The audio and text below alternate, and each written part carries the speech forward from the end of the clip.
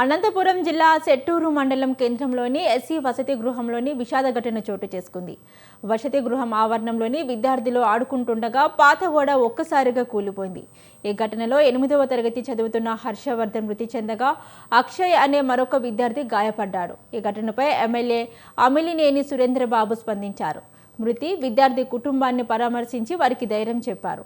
ఇక ప్రభుత్వం నుంచి ఆర్థిక సహాయం అందేలా చర్యలు తీసుకుంటామని భరోసా ఇచ్చారు. అంతేకాకుండా కుటుంబానికి తక్షణ సాయంగా 50,000 రూపాయల ఆర్థిక సహాయం అందించారు. వాన నుంచి వచ్చి పడిపోయింది. నీకు నచ్చినట్టు మాట్లాడమ్మా.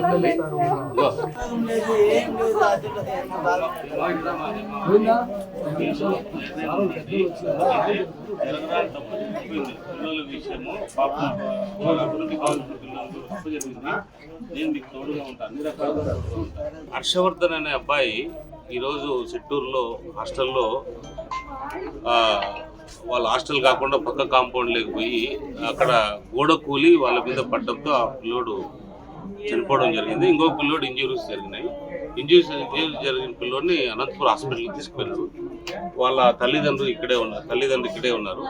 వాళ్ళ పాపం తీరని లోటు వాళ్ళకి, ఎందుకంటే వాళ్ళ పిల్లోడు లేని లోటు మనం తీర్చలేం. కానీ నేను తక్షణం మన చంద్రబాబు నాయుడు గారితో, లోకేష్ బాబు గారితో మాట్లాడితే ఆయన కలెక్టర్ గారికి ఇన్స్ట్రక్షన్స్ ఇచ్చి మన ఫైనాన్స్ మినిస్టర్ ద్వారా, అంటే ఈ సహాయం అనేది కాదు కానీ నేను వాళ్ళకి, ఎందుకంటే వాళ్ళు ఏ రకంగా కుటుంబ సభ్యులు వాళ్ళ పిల్లల నుంచి పోయిన పిల్లల్ని తేలేము, అయినా కుటుంబానికి భరోసాగా ఉండాలనే ఉద్దేశంతో వాళ్ళు నిజంగా అడిగిన నేను కూడా అడిగాను. మా ప్రాంతం పిల్లలు ఇబ్బంది పడకూడదు, ఎందుకంటే మేము హాస్టల్లో ఎక్కువ మంది మన బీద ప్రాంతం కాబట్టి, మన కల్లందూరు ప్రాంతం బీద ప్రాంతంలో మనం భరోసాగా ఉండాల్సిన బాధ్యత మన పైన ఉంటుంది. కాబట్టి అడిగిన వెంటనే తక్షణం నేను అడిగాను, ఒక 5 లక్షలు ఇమీడియట్గా ఇవ్వండి అంటే వాళ్ళు కలెక్టర్ గారు ఫైనాన్స్ మినిస్టర్తో మాట్లాడి ఇమీడియట్గా నేను కూడా మాట్లాడినా ఫైనాన్స్ మినిస్టర్తో చంద్రబాబు నాయుడుతో, లోకేష్ బాబుతో మాట్లాడిన తర్వాత తక్షణమే 5 లక్షలు ఇవ్వండి అని చెప్పిన తర్వాత, అదే కాదు వాళ్ళతో 5 లక్షలు తోడుగా నా సొంతంగా కూడా నేను ఎంత ఇచ్చేది కూడా నేను కూడా ఇస్తాను. వీళ్ళ కుటుంబానికి అండగా ఉంటా, ఉగ్రహిస్తా కాదు, జీవితకాలం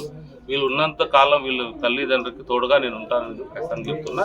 వీళ్ళకి ఏ కష్టం వచ్చినా కూడా, ఎందుకంటే వీళ్ళ మల్లెపల్లి అంటే మనకి మన వాళ్ళు కూడా నారాయణ వీళ్ళందరూ కూడా ఉన్నారు కాబట్టి, ఆ ప్రాంతం నుంచి ఏ సమస్య వీళ్ళకున్నా నేను తీర్చే బాధ్యత నాది. ఖచ్చితంగా ఈ తల్లిదండ్రులను ధైర్యంగా చూసుకోవాల్సిన బాధ్యత నా పైన ఉంది కాబట్టి నేను ఆ బాధ్యత తీసుకుంటా. వీళ్ళకి ఏ కష్టం రాకుండా చూసుకునే బాధ్యత చంద్రబాబు